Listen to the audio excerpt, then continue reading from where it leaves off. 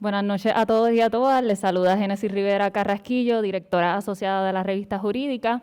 Agradecemos la presencia de todos y todas ustedes y le damos la más cordial bienvenida a la presentación de los volúmenes 54 y 55 de la revista Jurídica de la Facultad. Esperamos que todas las personas que están aquí presencialmente y aquellas que se unan a la transmisión virtual a cargo de Microjuris disfruten de las presentaciones de esta noche. Antes de dar inicio oficialmente a la actividad, queremos unirnos a las expresiones de duelo de la facultad ante la pérdida de la profesora emérita María Dolores Fernós López. Para la Junta Editora del volumen 56, la profesora Fernós siempre será un referente de pasión, compromiso, justicia y fuerza. Le extendemos nuestro más sentido pésame al profesor Jorge Farinacci Fernós, quien ha jugado un rol fundamental en el desarrollo de nuestra revista, al decano Julio Fontanet Maldonado y a todas las personas allegadas a la profesora. Por último, hacemos un llamado a la nueva generación de juristas a seguir uno de los últimos consejos que nos regaló Tati: tener la voluntad y el corazón para alcanzar un país más justo, para no aceptar aquellas realidades que, aunque no nos afectan directamente, nos parecen injustas, y para optar por usar nuestros privilegios para hacerle el camino más llevadero a los demás. Que descanse en paz la profesora y que siempre nos acompañe su legado. Ahora sí, para dar inicio a la presentación, les dejo con mi compañero, el director asociado Yadiel Rodríguez Torres, para el mensaje de bienvenida. Gracias, Génesis. Buenas noches a todos y a todas. No callen, no acepten realidades que no les parezcan justas, aunque no les afecten directamente. Al fin del camino nos afectan a todos en el país en mayor o menor grado. Comienzo con esta cita de la profesora María Dolores Fernós en honor a su memoria y para reiterar nuestra unión a las expresiones de duelo y admiración, no únicamente por parte de nuestra facultad y de la profesión jurídica, sino que de todo el pueblo de Puerto Rico. Igualmente, le extiendo mi más sentido pésame a toda su familia, compañeros y amigos, especialmente a su hijo, nuestro profesor Jorge Farinacci Fernós.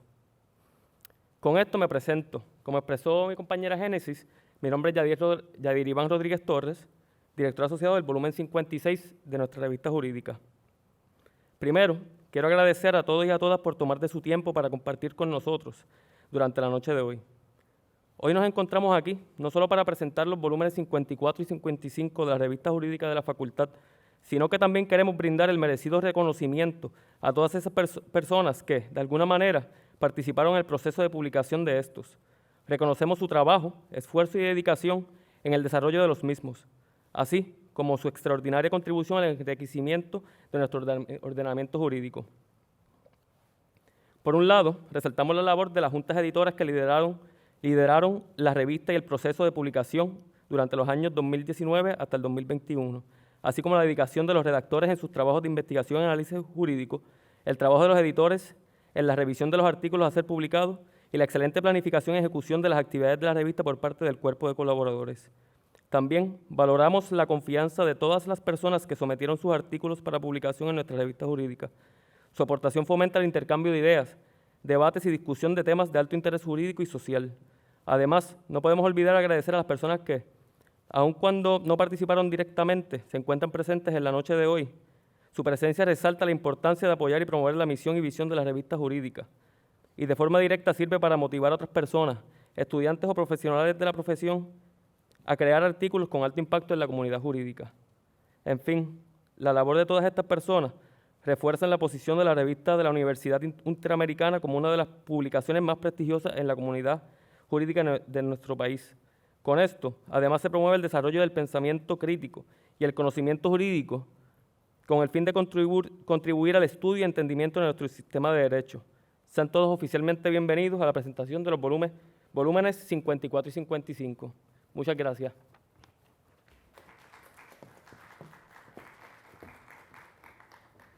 Agradecemos a Yadier por sus palabras de bienvenida y ahora invitamos a la directora de la revista, Claudia Fontanet Rodríguez, para un breve mensaje.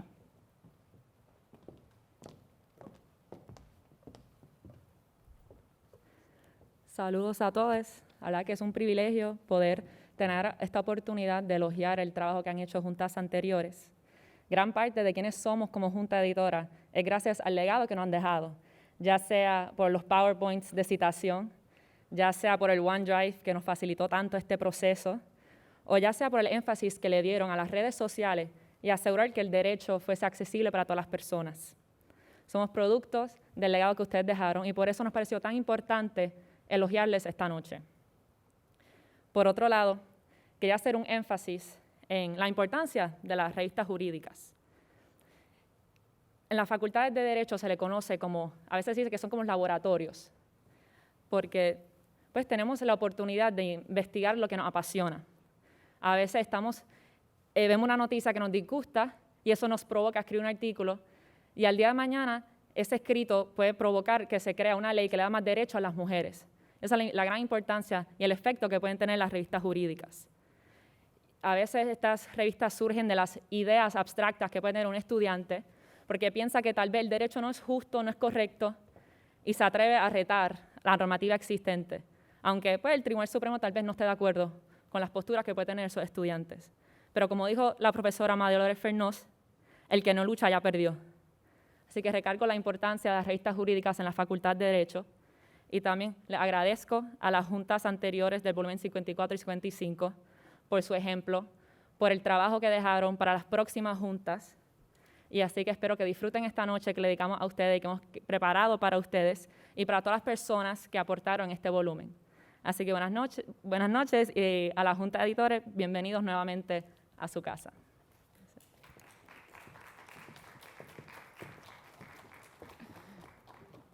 Agradecemos a Claudia por sus palabras esta noche y ahora les dejamos con el decano de la facultad, Julio Fontanet, para un breve mensaje.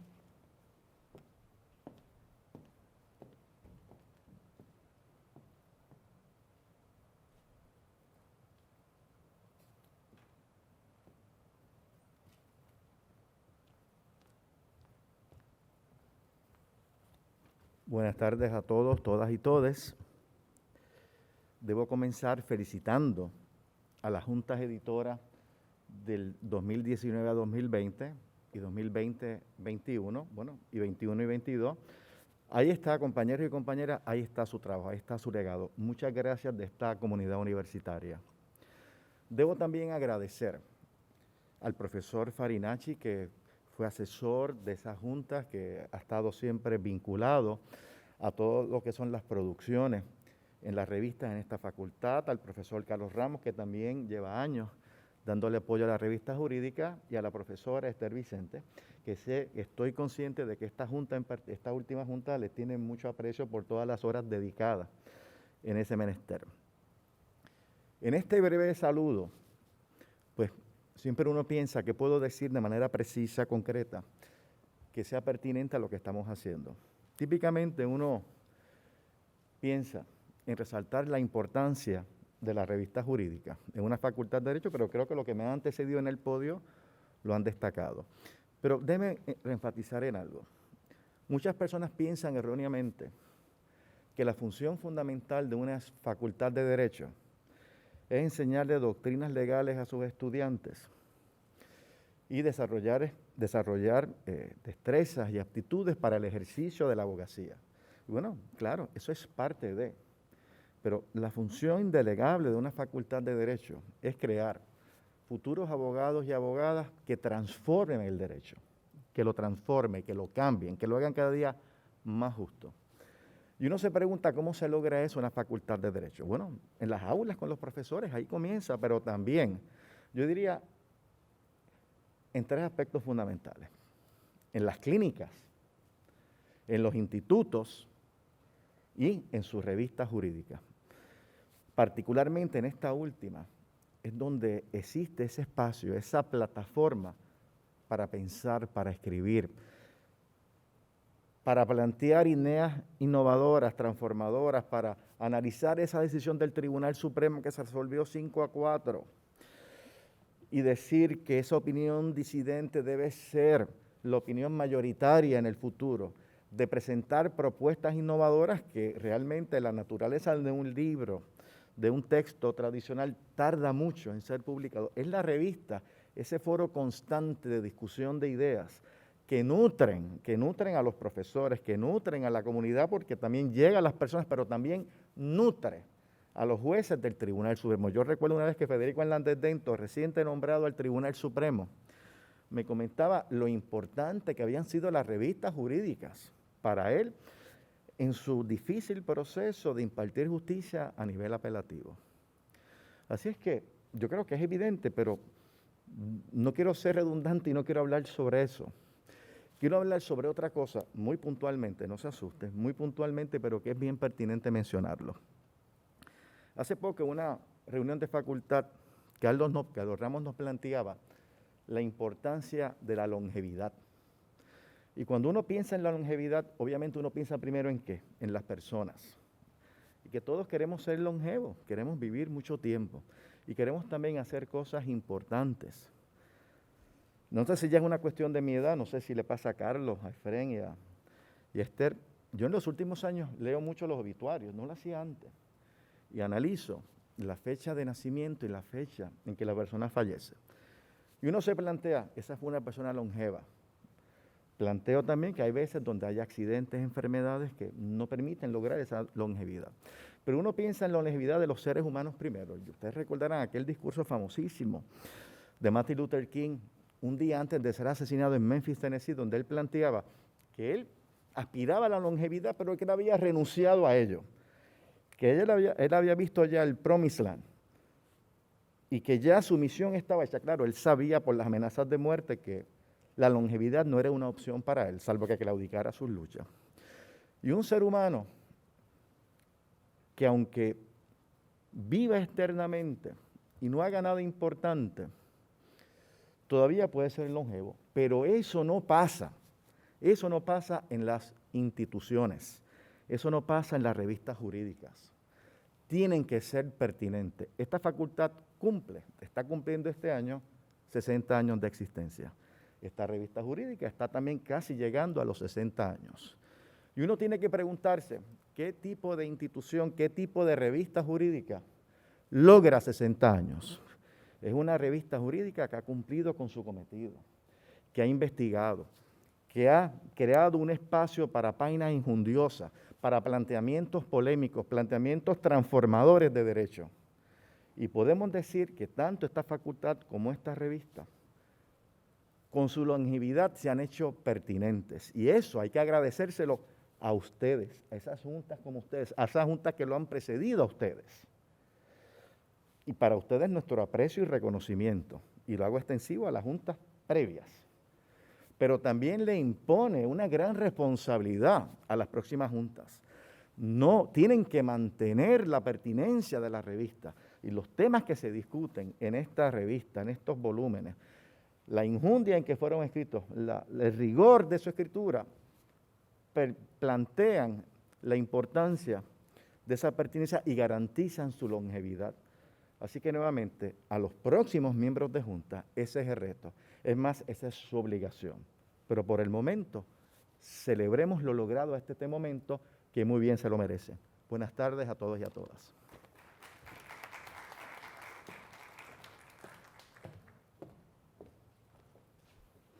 Agradecemos las palabras del decano Fontanet. Ahora invitamos al podio al profesor Carlos Ramos González, quien tendrá a su cargo la presentación del volumen 54. El profesor Ramos obtuvo su bachillerato y Juris Doctor en la Universidad de Puerto Rico, cuenta con un diploma de posgrado en Ciencias Sociales de la Universidad de Estocolmo, realizó una maestría en Derecho en la Universidad de California en Berkeley, fue decano de nuestra facultad y actualmente es catedrático de la misma. El profesor ofrece cursos tales como Derecho Constitucional Avanzado y el Seminario de Libertad de Expresión. Además, es consejero académico de nuestra revista. Bienvenido, profesor.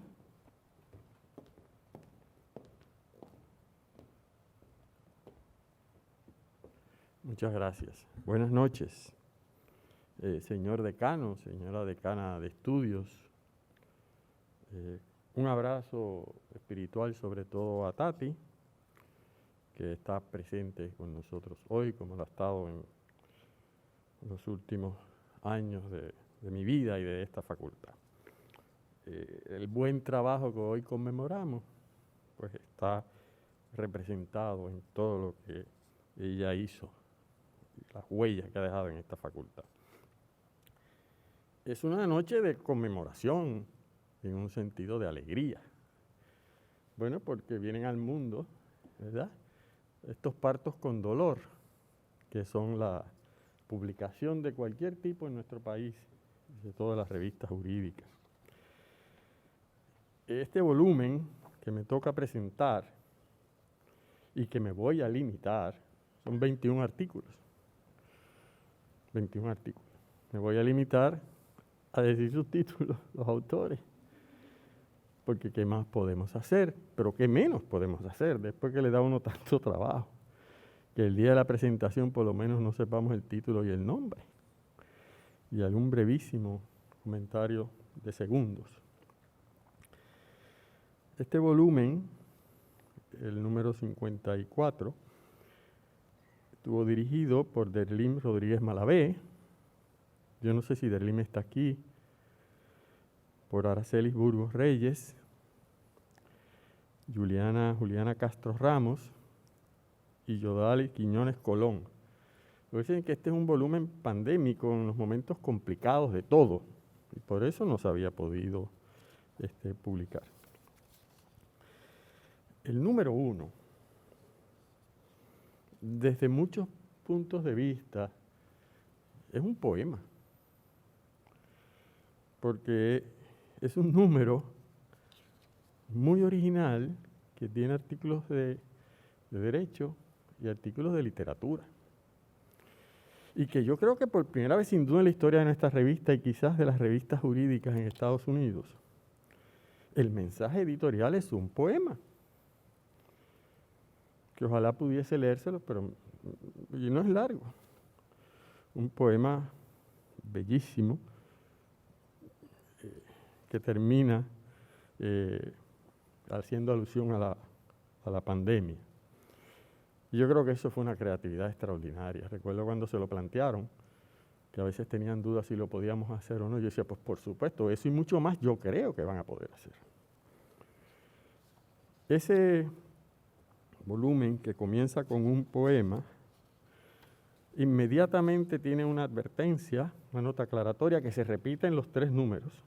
Yo no sé si a propósito o porque resultó así, donde hablan sobre el sistema de citación, como se hace, pero a la vez aluden a que el sistema de citación no necesariamente se sigue con los números dedicados a la literatura o al poemario. Porque de los artículos que contiene ese número, que son 7, los últimos 2 son de literatura y derecho. Por ejemplo, el de Pedro Cabambale, nuestro profesor, queridísimo profesor, que está aquí presente, pues es una reflexión sobre un cuento de Jorge Luis Borges, Emal Zunz, y entonces pues, como es un cuento que tiene que ver con una actividad criminal y la legítima defensa, pues él reflexiona sobre eso, en esa crítica literaria jurídica. Y todavía más maravilloso, el número 1 culmina con uno de los trabajos del profesor del Córdoba, los aforismos, que nos tiene tan acostumbrados en la facultad casi diariamente. Porque esa es la calidad humana y poética, por así decirlo, de Andrés, titulado Contra Natura y otras profanaciones. Maravilloso. Son decenas de aforismos inspirados en la teología, en la filosofía de Andrés Córdoba. Entonces el volumen comienza con un artículo de Zoé Negrón Comas sobre la Junta de Control Fiscal. Y para que llegue donde tiene que llegar, y en verdad, en el idioma inglés. Estos artículos hay que escribirlos en inglés, porque si no nos quedamos en las huelleras, ¿verdad? Y es un tema sobre la inmunidad soberana que reclama la Junta en los procesos en el Tribunal del Distrito Federal cuando se les ha demandado allí. Tema que en estos momentos está pendiente de adjudicarse en el primer circuito, en un caso. Así que miren qué pertinente. Zoé, estudiante brillantísima, la tuve de asistente de cátedra un semestre, tan brillante, que tomó la decisión correcta del resto de su carrera, estar con el profesor Farinacci, y me abandonó. Yo hubiera hecho lo mismo. Y sé que Jorge le tiene que haber sacado muchísimo provecho. Pues hay un artículo a fondo sobre ese tema. Y al renglón seguido de uno de sus mentores, el profesor Jorge Farinacci Fernó, que está presente en los 3 volúmenes, porque Jorge es nuestro profesor más joven y más prolífero escritor que tiene la facultad. Y apenas está empezando. Tiene una preparación tan sólida y es tan brillante sobre los temas electorales y los temas constitucionales. Y además tiene una estirpe tan maravillosa. Después hay un artículo de otro joven abogado que también le interesa mucho el derecho constitucional, como a Jorge, en inglés, de Alvin Padilla Babilonia, otro de los jóvenes prometedores, egresado de la Facultad de Derecho, también de la UPR. The Age of Status and Judicial Review, la vinculación, si alguna, entre el tiempo que lleva un estatuto vigente y si eso debe tener algo que ver al momento de resolverse asuntos bajo ese estatuto. Después hay un trabajo sobre una de las enmiendas constitucionales que están dando vueltas por ahí, titulado El puesto de vicegobernador en Puerto Rico, una reflexión sobre la idoneidad de su creación tras los eventos del verano del 19, de Cristian Arbelo Forteza.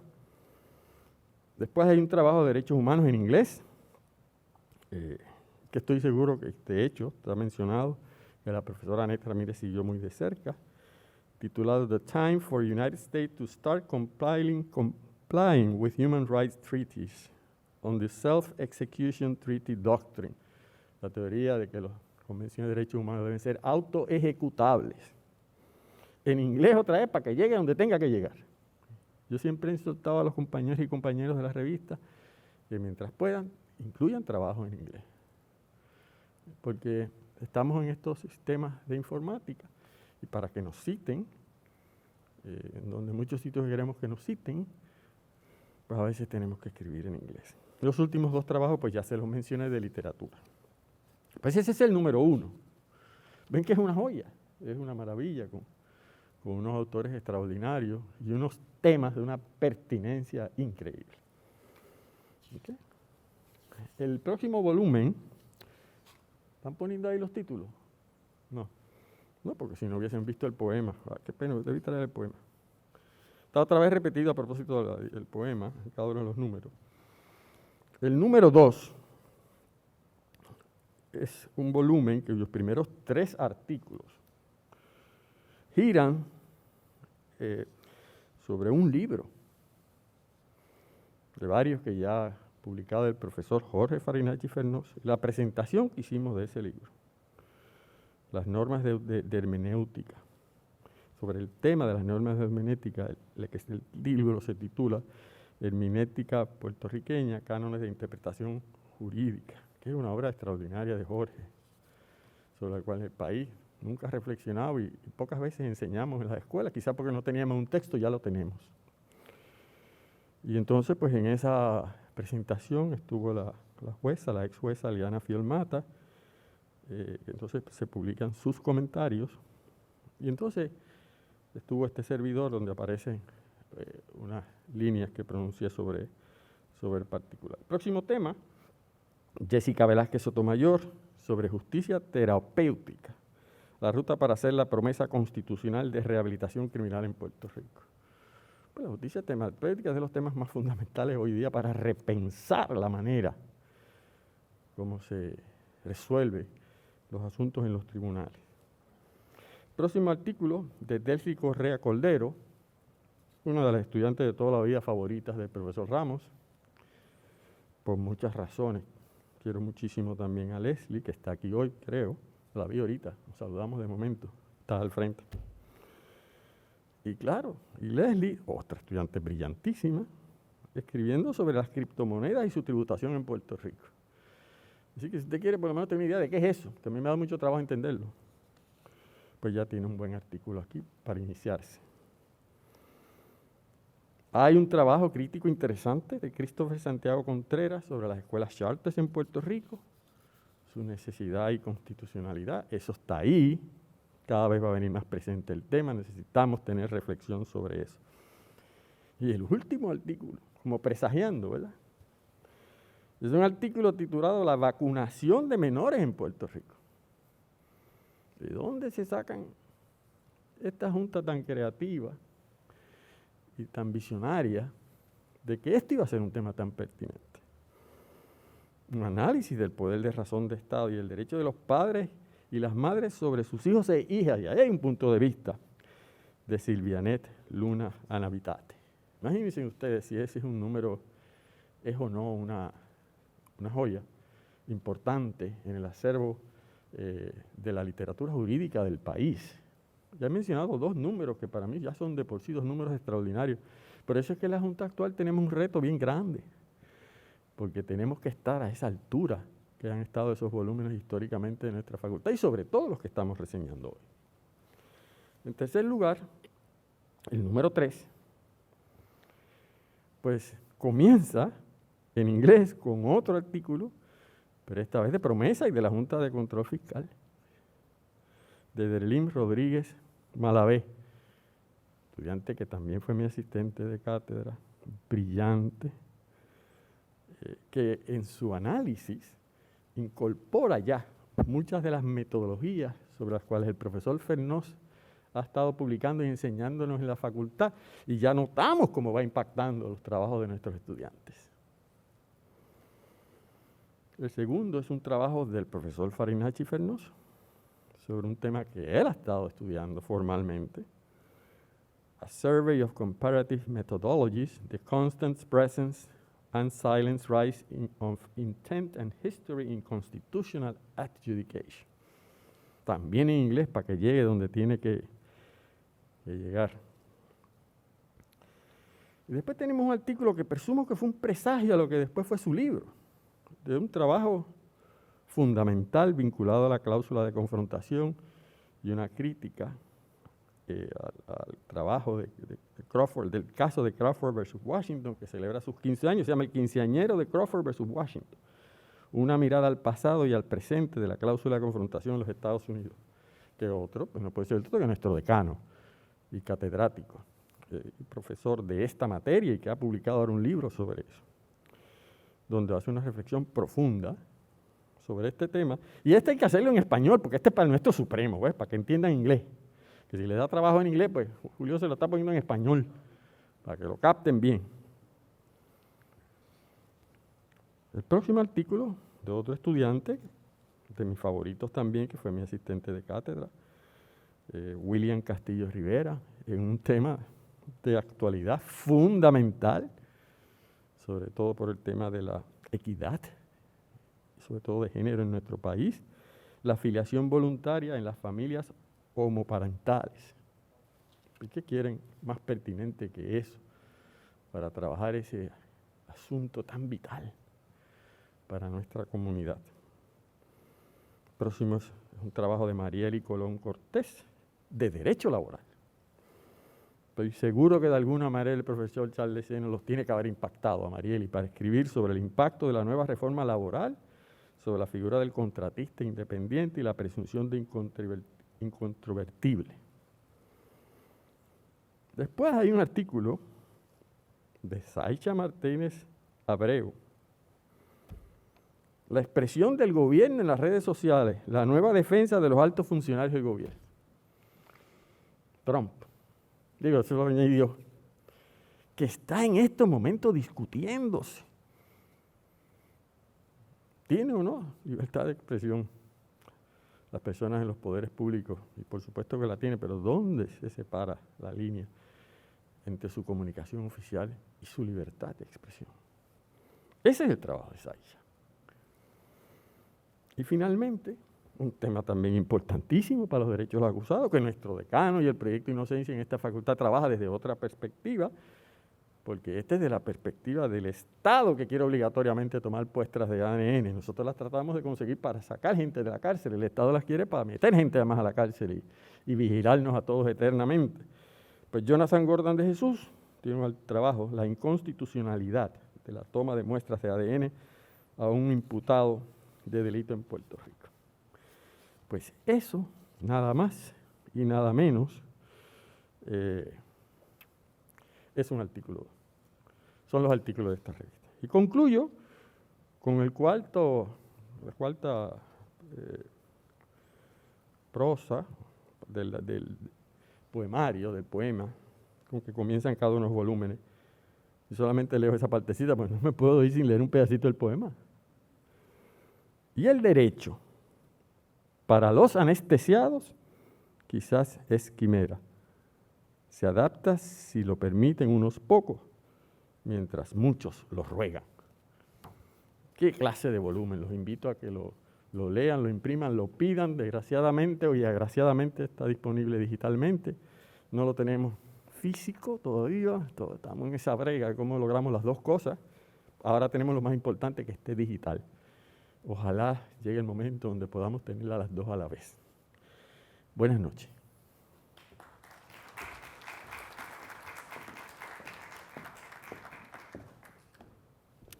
Le agradecemos al profesor Ramos por la presentación del volumen 54.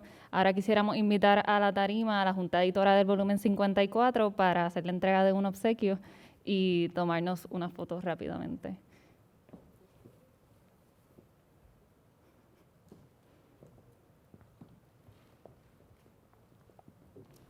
Excusamos a dos de las directoras que no pudieron llegar.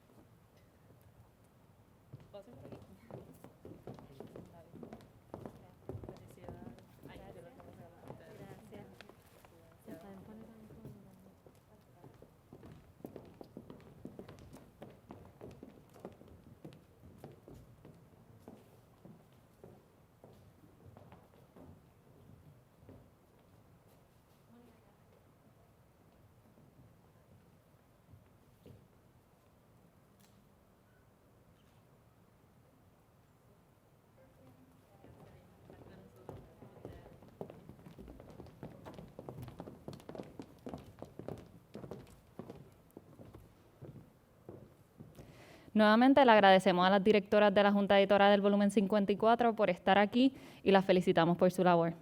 Ahora invitamos al podio a la profesora Esther Vicente, quien tendrá a su cargo la presentación del volumen 55.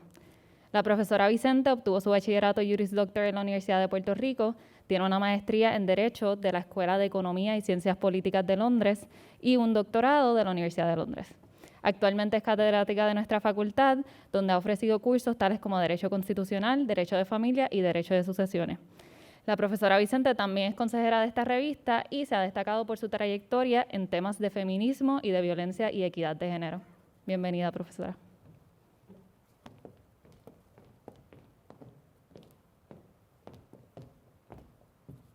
Buenas noches a todas, todos y todes. Me uno a los saludos que han expresado las personas que me han precedido. Me uno también a celebrar la vida de nuestra querida Tati Fernós, con quien pues, compartí muchos momentos distintos a través de 4 décadas. Les voy a pedir paciencia conmigo. Mi presentación va a tomar un poquito más de tiempo que la del profesor Carlos Ramos, porque voy a tratar de dar una pincelada de los trabajos que se publicaron en el volumen 55. Quiero resaltar que la Junta Editora del volumen 55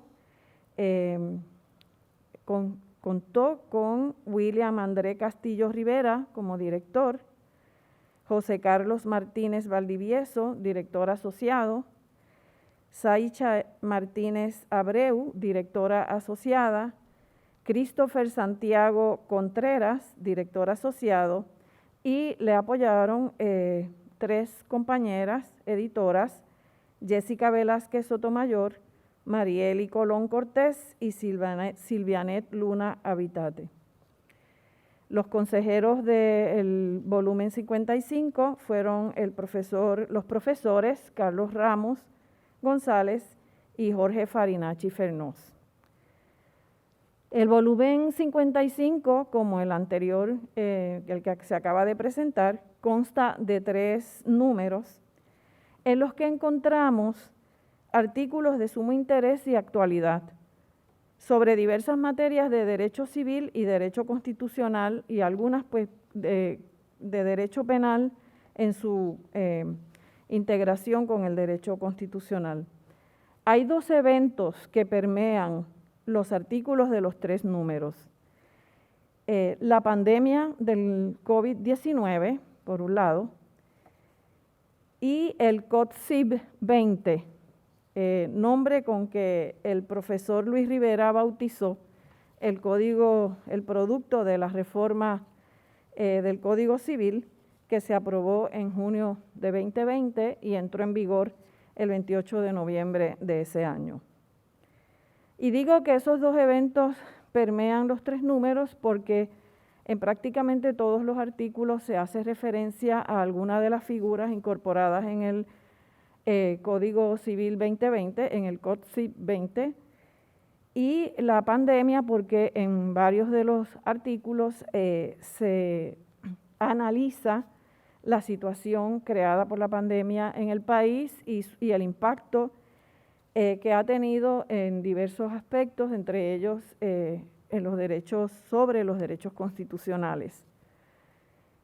Someramente voy a comentar algunos de los planteamientos que presentan estos trabajos, empezando por el número 1.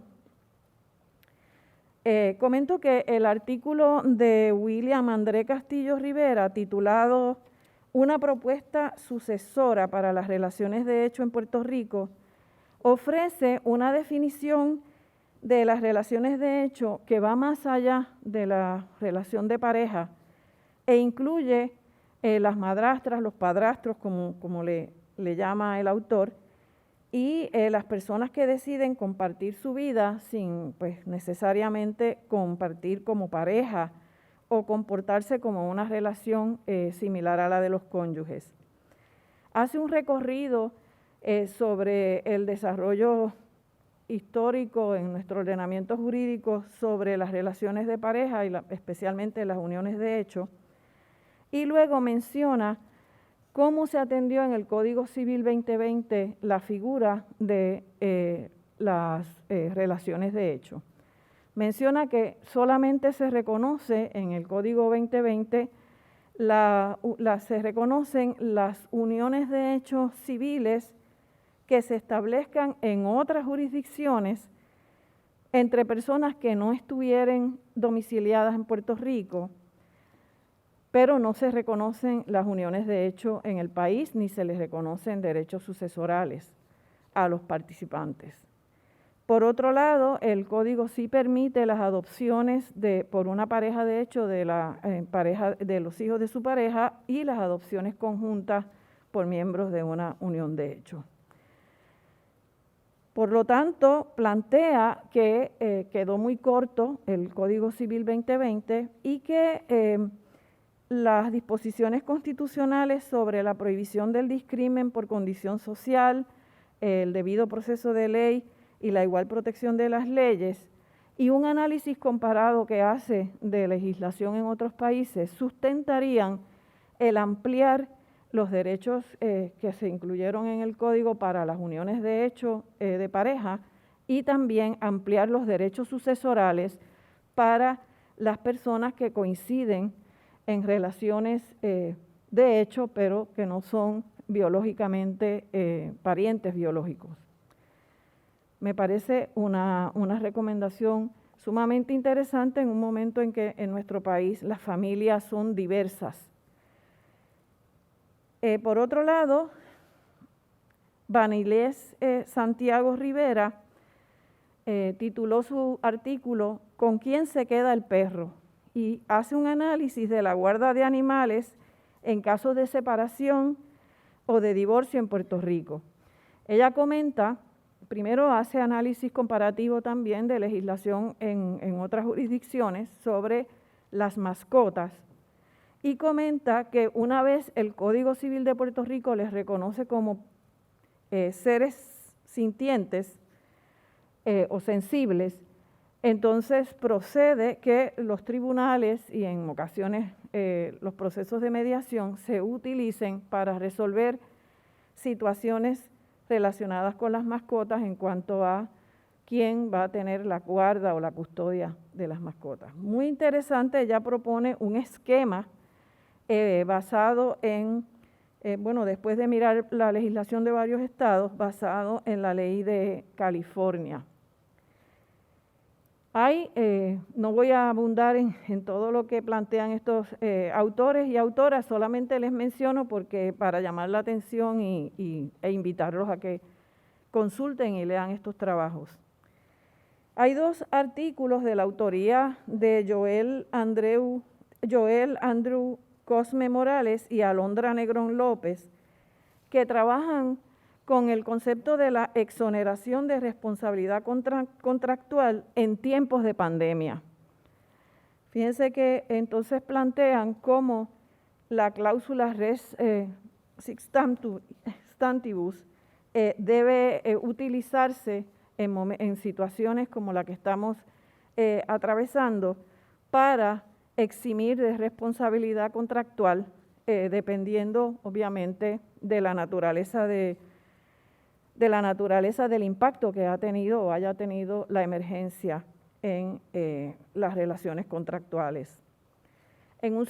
Son 2 artículos, en un segundo artículo hacen un análisis comparativo muy amplio sobre esa figura. Ani Rivera Cruz, por su parte, escribió sobre la notaría como propulsora del acceso a la justicia social en Puerto Rico. De nuevo, un artículo en el que se retrotrae al proceso de emergencia que sufrimos con el paso de los huracanes Irma y María, y también el proceso que ha creado la pandemia, y menciona cómo los notarios y notarias tienen un rol y cumplieron un rol muy importante durante ese periodo para ayudar a las personas a poder obtener una documentación que les permitiera recibir los beneficios que proveía la agencia federal a cargo de lidiar con la emergencia. Entonces hace ella toda una elaboración de cómo el ejercicio del notariado es una forma de lograr acceso para las personas y una forma de lograr ayudar a las personas a salir de la pobreza, sirviendo de facilitador para la obtención de bienes inmuebles y de bienes. Hace unas propuestas sobre este particular. El otro artículo que quiero comentarles es el de Jean-Paul Castro Lamberti. Este artículo es un artículo que lidia con un tema de derecho de sucesiones. A mí me encantó leer estos 3 números a profundidad porque trabajan con los 2 temas que estoy enseñando actualmente acá en la facultad. Jean-Paul entonces propone hace todo un análisis sobre el deber de fiducia ante la concurrencia de la función de ejecutor, en el sentido que lo titula el Código Civil actualmente, a los ejecutores de la herencia, y el fiduciario. Y analiza la figura del ejecutor, del albacea y el deber de fiducia, tanto al amparo de la legislación en Estados Unidos, como también hace análisis comparativo y concluye que debe tratar de evitarse fundir en una misma persona la función de ejecutor con la de fiduciario o la de fiducia, pero hace unas propuestas sobre cómo lidiar con esas 2 figuras. Yadier Rodríguez Torres analiza la pena de restitución. Y de nuevo, este es un tema de derecho penal.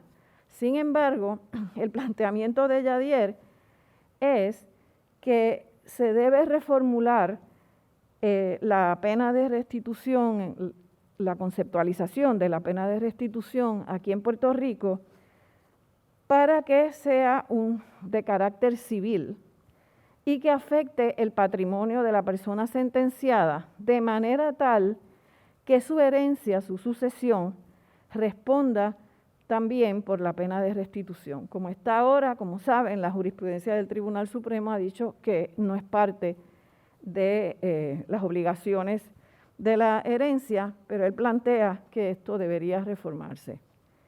Y menciona, claro está, cómo el Código Civil 2020 limita la responsabilidad de herederos y herederas a el contenido, ¿verdad?, el valor del caudal relicto.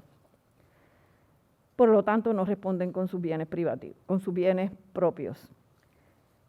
Paso al número 2.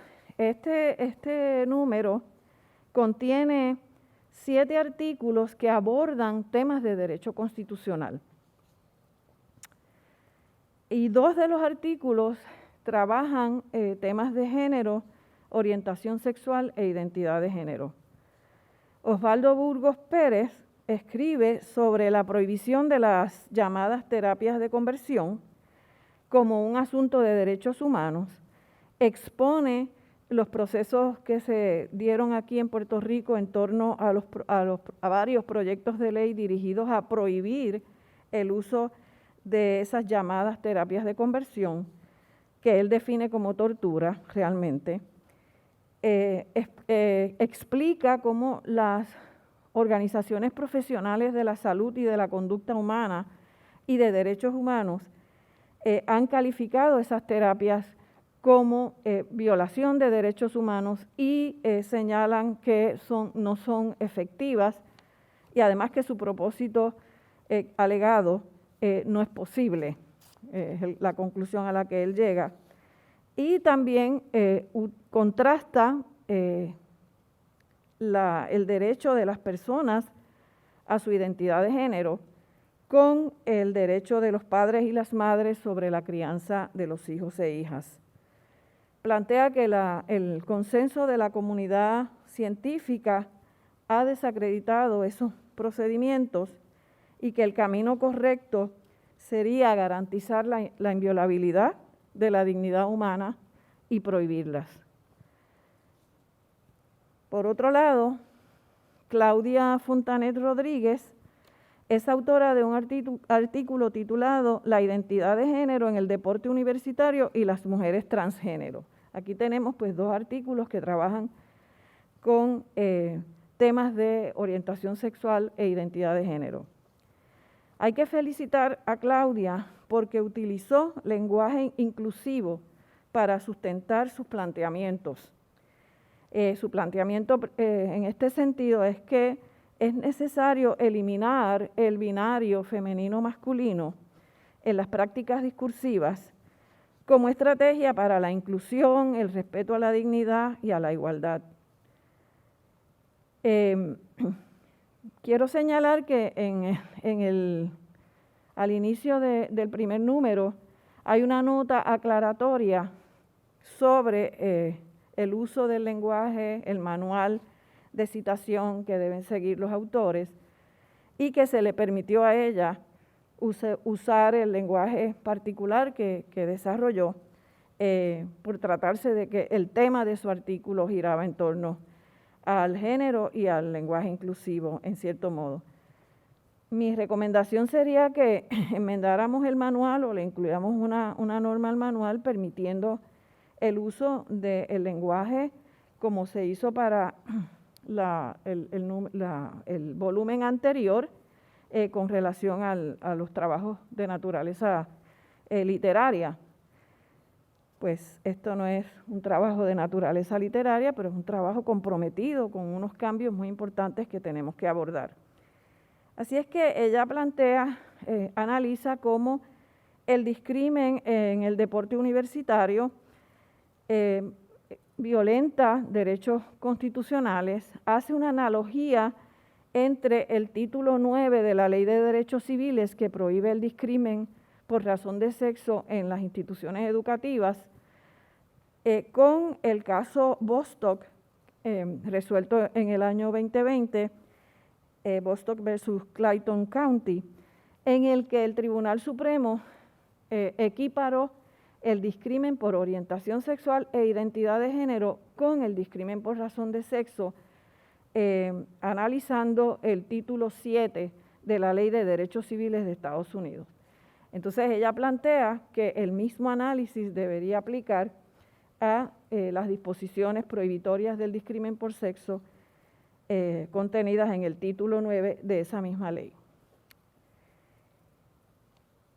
Por otro lado, Alejandro Borelli Cruz escribió sobre el derecho a la intimidad y la doctrina de autoridad común en registros sin órdenes de teléfonos inteligentes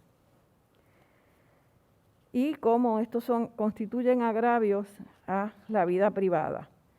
Este autor compara el caso resuelto por el Tribunal Supremo de Puerto Rico, Pueblo versus López Colón, en el que el tribunal estableció que cuando una cuenta telefónica es compartida, en este caso era el esposo y por los cónyuges, que uno de ellos tiene autoridad para permitir el registro del contenido del teléfono celular. Él compara este caso de Puerto Rico con un caso del Tribunal Supremo de Estados Unidos en el que se resolvió de manera distinta y recomienda que es pernicioso conferirle sin limitación alguna la facultad de registrar e incautar teléfonos sin la guía de un juez interpuesto para garantizar la confiabilidad de la persecución de la seguridad pública, porque en el caso Carpenter en Estados Unidos el Tribunal Supremo requirió la participación de un magistrado. Así es que hace esa comparación entre el caso del Tribunal Supremo de Puerto Rico y el caso de Estados Unidos y concluye que acá el Tribunal Supremo tendría que haber resuelto de otra manera y requerir una orden judicial, precisamente. Marcos Reyes Negrón titula su escrito El derecho al careo de los acusados en tiempos de pandemia, otro artículo muy interesante en el que cuestiona el que se le permita a los testigos en los casos criminales utilizar la mascarilla mientras están testificando. Plantea que esto limita la posibilidad de que la persona acusada o menoscaba el derecho a la confrontación cara a cara y el examen del lenguaje no verbal, que son características muy importantes del derecho al careo. Así es que argumenta que la determinación del Tribunal Supremo de Puerto Rico permitiendo el uso de mascarillas por parte de los testigos en casos criminales limita ese derecho, un derecho constitucional, y recomienda que, tratándose de que nuestra Constitución es de factura más ancha, debería haberse utilizado otra alternativa. Menciona, por ejemplo, el usar mascarillas plásticas o un shield, como le llaman, de manera tal que al prestar el testimonio se pueda entonces evaluar el demeanor de la persona. Sí, fíjense que hay mucho de derecho constitucional, muchos derechos constitucionales que se han visto limitados por las decisiones que se han tomado por las autoridades relacionadas a la pandemia. Carolyn Cordero Lugo escribió sobre las órdenes ejecutivas y el disfrute de derechos constitucionales dentro del hogar durante la pandemia. En este caso, en este artículo, ella plantea que las órdenes ejecutivas que limitaban el número de personas que usted podía tener en su casa las personas con las que podía interactuar cotidianamente, constituían una violación al derecho a la intimidad y derechos protegidos en Puerto Rico por nuestra Constitución. Ella plantea que sí, que en casos de emergencia el primer ejecutivo tiene poder para emitir órdenes ejecutivas para proteger a la ciudadanía, pero que tiene que haber un debido balance. Compara esas órdenes relacionadas con el hogar con el caso resuelto por el Tribunal Supremo de Estados Unidos, Roman Catholic Diocese, en el que el tribunal resolvió que las limitaciones impuestas al derecho al culto eran inconstitucionales, las limitaciones impuestas por el gobernador de Nueva York. Así es que hace un análisis comparativo entre las órdenes ejecutivas y esos aspectos relacionados con la vida privada y el hogar, y plantea que esas órdenes fueron muy amplias y afectaron la libertad, la intimidad y la vida familiar.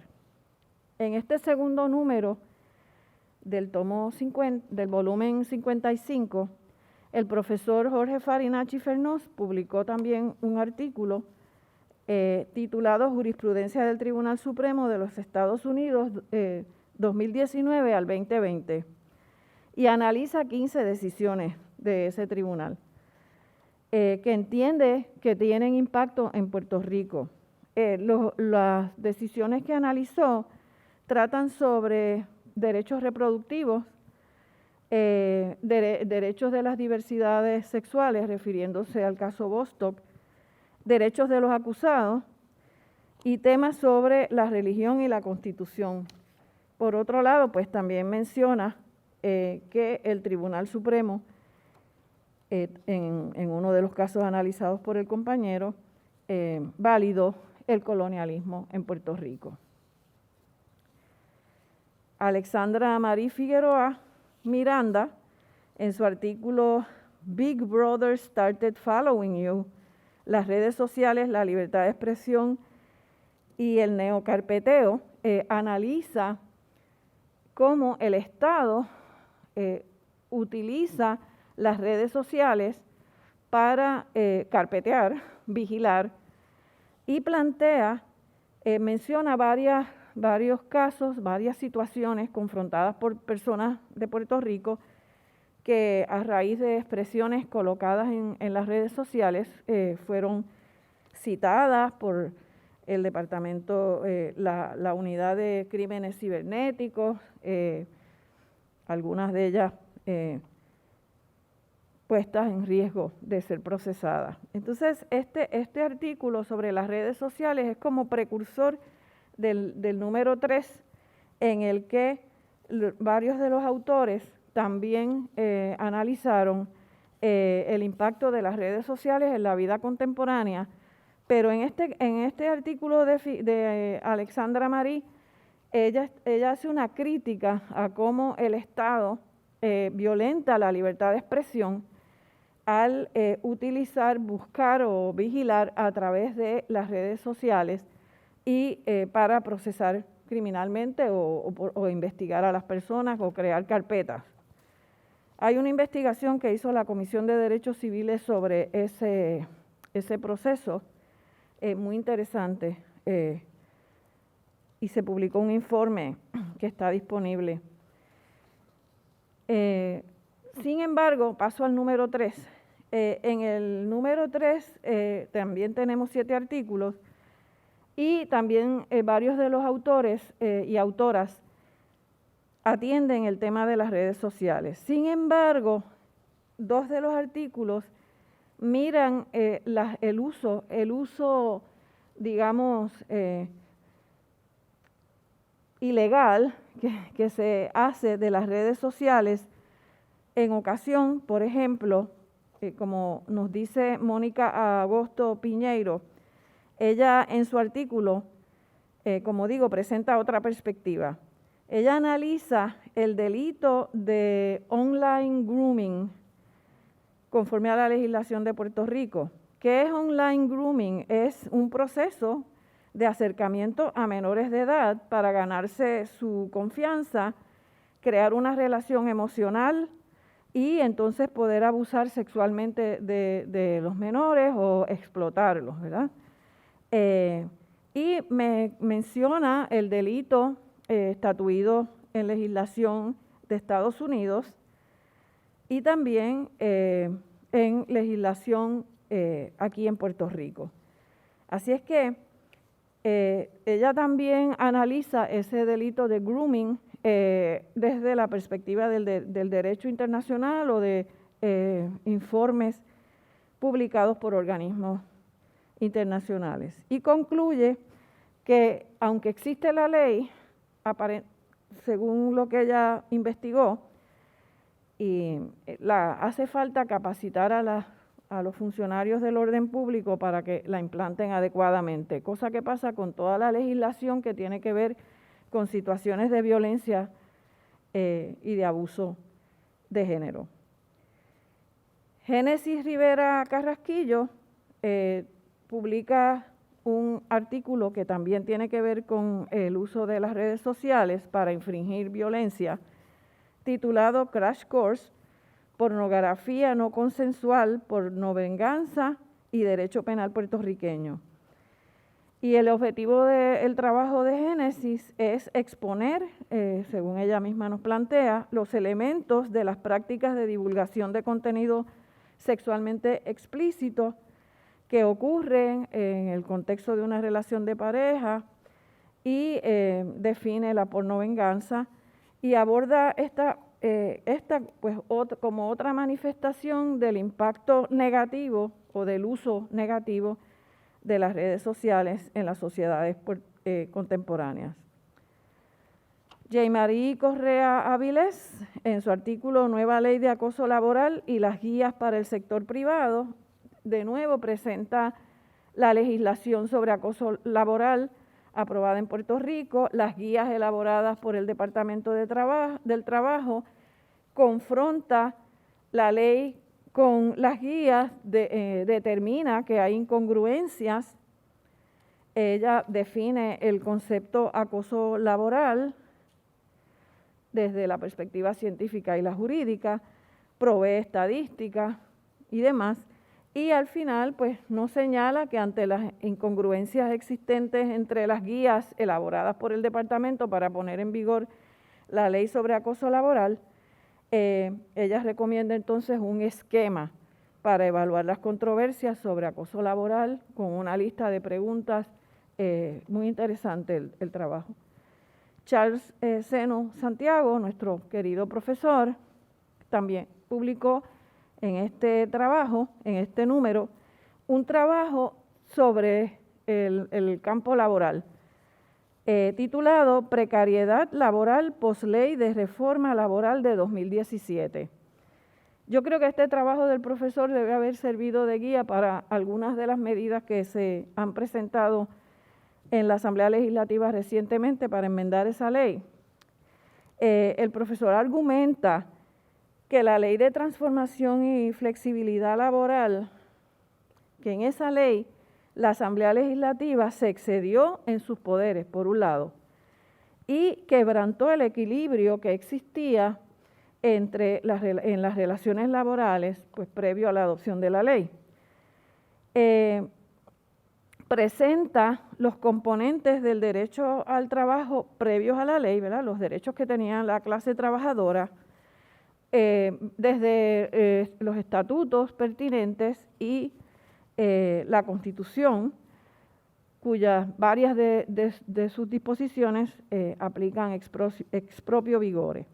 Y concluye que esos cambios y esas transformaciones que se hicieron en la ley del 2017 quiebran el ambiente laboral al concederle mayor flexibilidad a las empresas y les impone cargas y limitaciones a la clase trabajadora. Así es que propone y recomienda que se deroguen varios artículos de la ley y propone varias enmiendas específicas. Marieli Colón Cortés, Jenny Olivera Reyes y Christopher Santiago Contreras y Ricardo Sayas Vélez redactaron un artículo colectivo. Yo estoy acostumbrada a los trabajos colectivos y sé lo difícil que es lograr ponernos de acuerdo 4 personas. El artículo se llama ¿Cómo dice la canción? Es una pregunta. Y la letra como elemento esencial de la composición musical y su proyección, estoy por terminar, no se preocupen, y su protección de copyright. Muy interesante este trabajo para pues, las personas que no estamos tan familiarizadas con la música. A mí me encanta el karaoke, aunque no canto bien, y en este trabajo comentan el impacto de la ley de derecho de autoría, la doctrina del uso justo en el salón de clase y en el karaoke. Así es que es muy interesante este trabajo que también lidia con la red cibernética, ¿no? Y con las redes sociales. Sugieren que es necesario buscar formas para asegurar que la persona que crea una canción sea reconocida y remunerada. Yodalis Quiñones Colón aborda un tema distinto en este artículo, es un tema de derechos humanos relacionado con los campos o campamentos de reeducación establecidos en China, en una de las provincias de China, contra la población uigur. Ella documenta cómo en esos campamentos se incurre en conductas, en prácticas que crean unas condiciones de gran limitación alimentaria, sanitaria, trabajo forzado, separación de menores de sus familiares y también menciona determinaciones de organismos internacionales de protección de derechos humanos y otras investigaciones que se han realizado y concluye que esos campamentos constituyen una violación a los derechos humanos y genocidio cultural. Ese artículo se publicó en inglés. Y el segundo artículo del profesor Jorge Farinacci Fernós, incluido en el volumen 55, aparece en el número 3 del volumen 55, titulado New Originalism and Statutory Interpretation, también publicado en el idioma inglés. Y este artículo requiere un taller, un seminario. Me encantaría tener un espacio de tiempo para analizarlo junto con el profesor. Y en él plantea cómo define lo que es el nuevo originalismo y plantea que a partir del nuevo originalismo tenemos 4 principios o propuestas básicas para la interpretación y que podríamos con ciertas modificaciones mínimas utilizar estos principios para la interpretación de estatutos. Como pueden apreciar, el volumen 55 nos ofrece una cantera importante de información sobre problemas de actualidad, trabajos excelentes que definitivamente deberían servir de base a la legislatura y la judicatura en los procesos de atención de las controversias más graves que estamos confrontando hoy día en el país. Muchas gracias.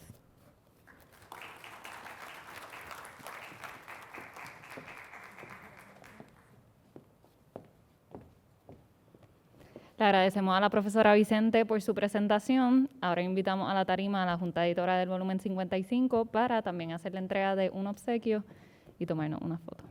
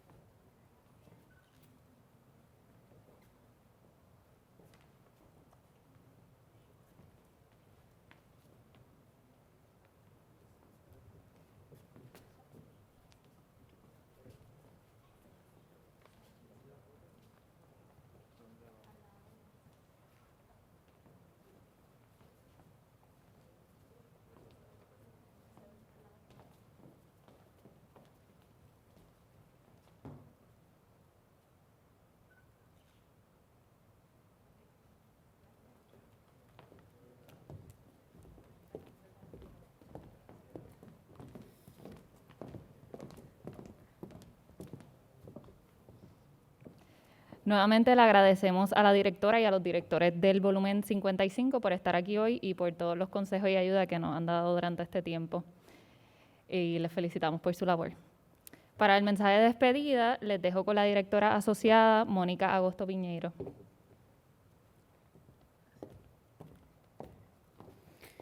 Buenas noches a todos. Como indicó la compañera Génesis, mi nombre es Mónica Agosto Piñeiro. Soy directora asociada del volumen 56 de nuestra revista jurídica y estamos muy agradecidos y orgullosos que estén esta noche con nosotros en el día de hoy. Muchas gracias a nuestros invitados especiales por compartir sus impresiones del volumen 54 y volumen 55, pero sobre todo gracias a esos redactores por atreverse a escribir y publicar, ya que no estaríamos aquí si no fuera por ustedes. Así que sumamente agradecido con ustedes y con nuestros mentores que han estado y estuvieron ahí y siguen mano a mano con nosotros. Esperamos poder verles en un futuro nuevamente en una actividad como esta. Así que sin más, los invitamos a la terraza en el tercer nivel para un compartir. Buenas noches y gracias por estar aquí con nosotros.